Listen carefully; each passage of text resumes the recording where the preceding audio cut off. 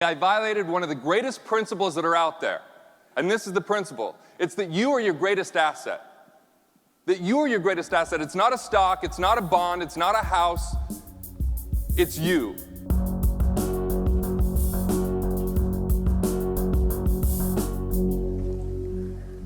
You know, our finances have been doctored. I mean, when it comes down to it, you guys are out there, you're talking about health, you're bringing the truth out there to the masses. But ultimately, my job is to be your advocate for your financial health. No longer do I want to see the reason, the excuse, or the concern of money stop you from getting your message out there.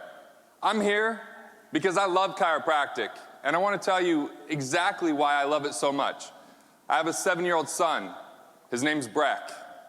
And I met Dr. Patrick Gentempo back in 2009.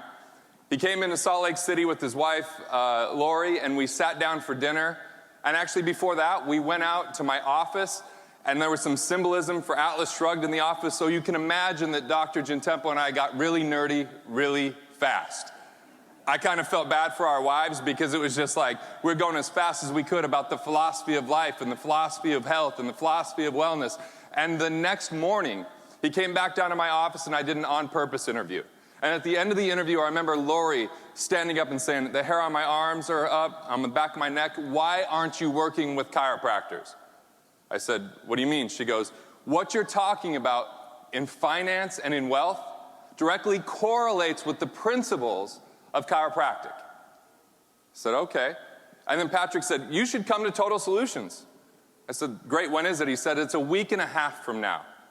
Now, I know a lot of times when we have an opportunity like that, the excuses start to come up. We start thinking, yeah, well, that's too short a time, and I don't have the time, and I'm busy, and all these kind of things that many times get in the way of our true success and building the proper relationships. And so I answered by saying, we'll make it. And what I said by we is I brought my wife along.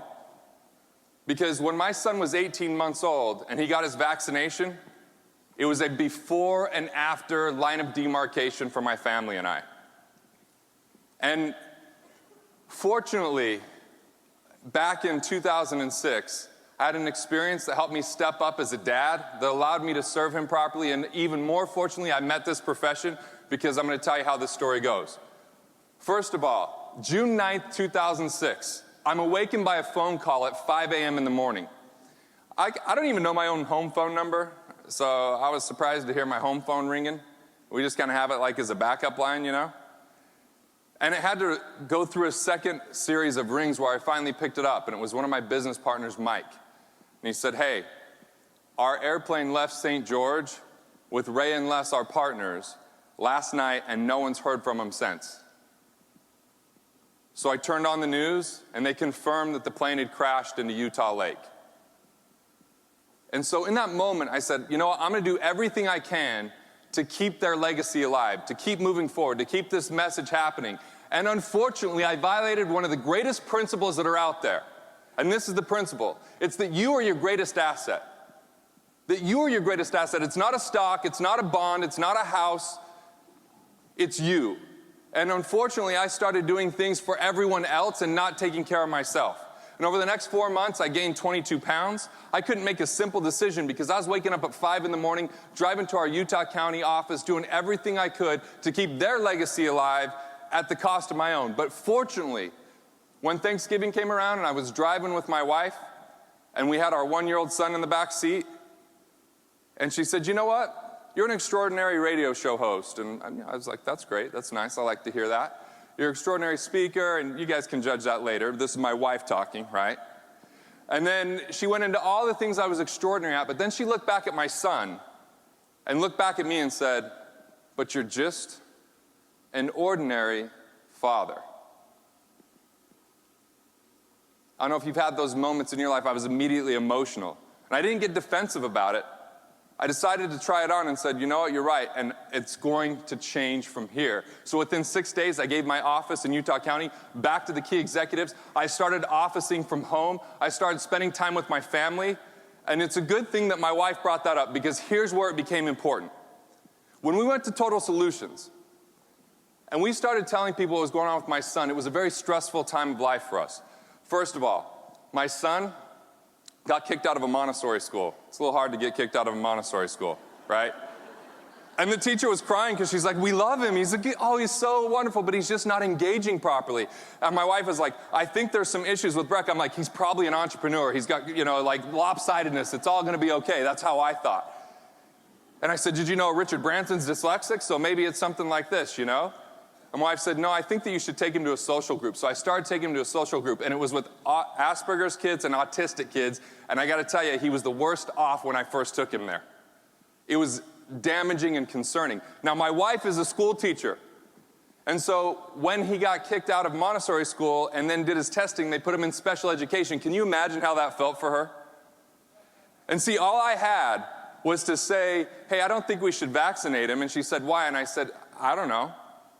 But after we went to Total Solutions and we sat through, non-chiropractors through every session, she started to understand the science, she understood the value, and this is what I love. This is what I love about your profession. Grace Sin was in our group. She heard about the story with our son, and when she came out to Utah, she tried to talk to him and help him out, and he was hiding under a table. He was at one of the worst situations he had ever been. Sensory overload, auditory processing, all sorts of problems. But instead of just saying, I'm sorry, I can't help, she actually picked up the phone and started calling chiropractors in Utah and said, I think I found someone for you, Dr. Christina Stitcher. And she referred us, and we went into regular care with Dr. Christina, okay? And then I met someone that joined the Fast Track program named Dr. Jessica Marsh. She was a nutritionist with Standard Process and a chiropractor, and I flew her into Utah every single quarter for a year, and she said, hey, look, I'm in your program, you're doing all this for me, don't worry about it, I'm not going to charge you. I said, we pay attention to that which we pay for. What's the most you've ever been paid to give nutritional advice ever? And she gave me the number, and I wrote her a check on the spot. Because as David Jackson says, I'm committed. I'm totally committed. This is how committed. I was sitting there watching the movie Doctored with Rick Sapio, and he says, oh yeah, I know this guy, Francis Murphy, with the frozen shoulder. I'm like, what the heck's a frozen shoulder? He goes, oh, it has nothing to do with the shoulder. We start talking.